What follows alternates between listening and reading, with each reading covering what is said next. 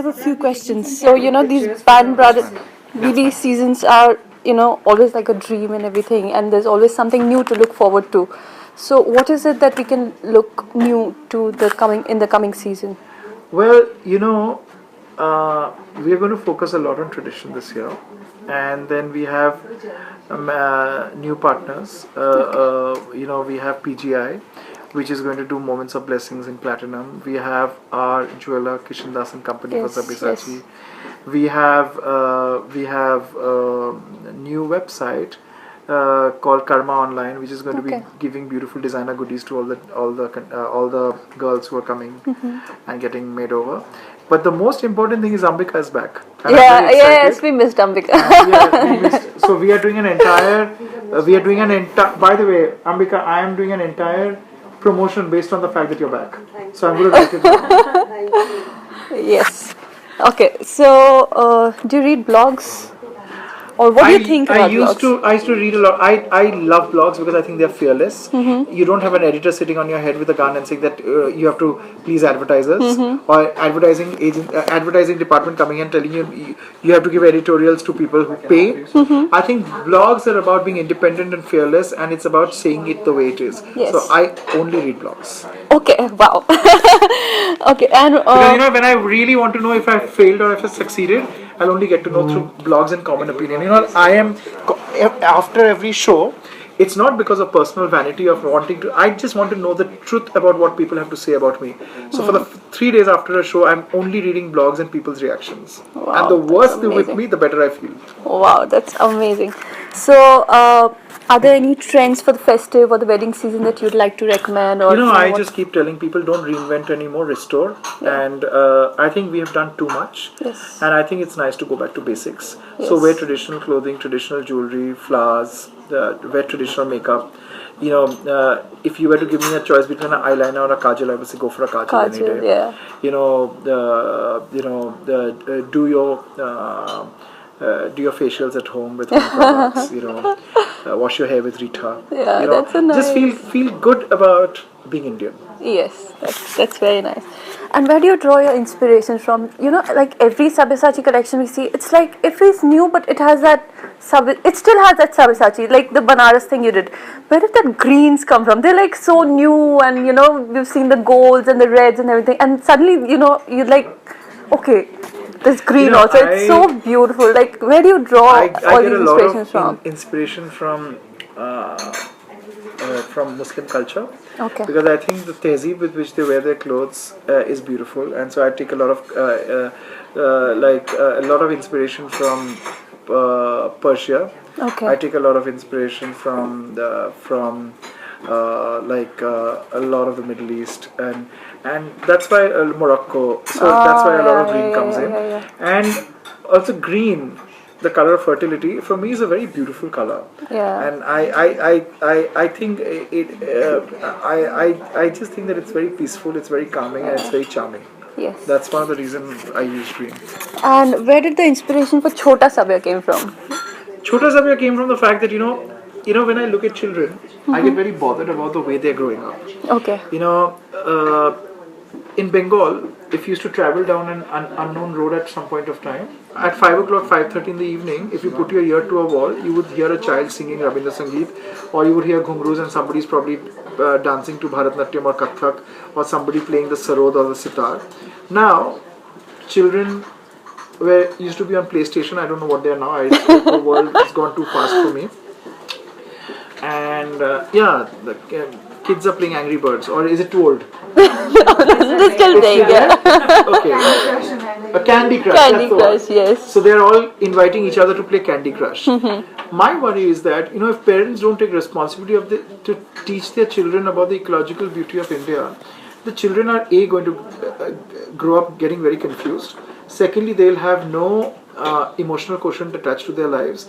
Thirdly, they will not be able to sustain to a changing world. Yeah. And I think it's very, very important for parents to take responsibility of keeping their children sustained at least till the age of 15, which is an impressionable age, under certain cultural identities and domains, so that the kid grows up with a much wider knowledge.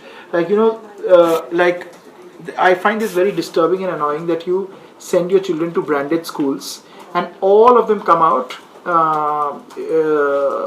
looking like chocolates in a wrapping paper coming out of a chocolate factory. They all have the same language, they speak the same way, they wear the same clothes, they have absolutely no social development skills, they have no emotional quotient. All you ask them is everybody wants to go to Harvard. Nobody says that, I want to start a startup of my own where I'm probably helping rural connectivity. And that bothers me. One of the reasons I started Chota Sabya was because I used to look at these expats who used to come to India. For Holi and Diwali, their kids used to be wearing kurta chudidars and ghagras. True. Foreign kids. True. But the Indian kids used to be in trousers and shirts and little dresses. Yes. And then, of course, the big thing that happened when reality TV came in and I saw this horrifying movie called Little Miss Sunshine, I realized that all the kids were being forced by their parents to grow up as adults. Yeah. I mean, if you looked at the kids who were on TV, wearing these strange costumes and doing these strange things, it was almost like child porn. Yeah. And for me, that really affects, because it was like, what are you doing with your kid? That kid will never grow up to ever have a normal life. Yeah. And I think it's very, very important. And also, secondly, parents have never, the younger generation parents don't know anything about textiles. Yeah. So if you start making, kids always ask the root curious questions. So if you make your kids wear these Indian clothes, the kid will ask the mother that, Ma, what am I wearing? Yeah. The mother also needs to educate herself to give the kid the right answer. So through the kid, you're also educating the elders, not the other way around. Yes. Okay, and your recent collaboration with the Asian Paints Nilaya. Yes. So that's all prints on the wall, and mostly people are like really scared of putting prints on the wall because they don't know how the decor would go and how everything is. So what is your advice on if somebody wants to have prints on the wall? Like how would they go with the decor thing? I thing? would always say that, look a little bit into your history. The answer lies there. India is a country which celebrates decoration. Everybody, what used to happen? People who were not of wealth had plainer walls. People who were richer, whether in India or Europe, used to have frescoes. Yes. They used to have wallpaper. They used to have painted things. So the idea is, see, the good thing about the Asian Paints wallpaper is they got genuine artists from my foundation and me to endorse it, and they created wallpaper by the millions. But it is very accessible by the middle class. So you no longer have to say that wallpaper is a rich man's domain, that I cannot decorate my house and spend a packet on it. So if you actually have taken a closer look at all the wallpaper is all engineered and done by hand. And then the identical wallpaper is printed in identical consistency in Europe by a company that exclusively produces wallpaper for Hermes and Ralph Lauren. Wow. But you're still getting the wallpaper at 150 to 300 rupees a meter, square feet, which I think is cheaper than paint. So you can still use wallpaper, make your houses decorative, and don't have to burn a hole in your pocket. Yeah. And one last question. Yes. So your stores always so, they're so elegant. I went to your Bombay store in Kalagora. Yes. It's been a few years. I need to go back there. So they're always so inspiring and everything. They're like completely different from you're in outside world and then you enter the Sabya. You're in Sabya world. So where is the inspiration for the store coming from? Is it coming from the collections or is it something it's a deliberate thing. If you look at all my stores, they have no natural light and sunlight. I close all the trappings to create a mythical world inside my store. So what happens is that if you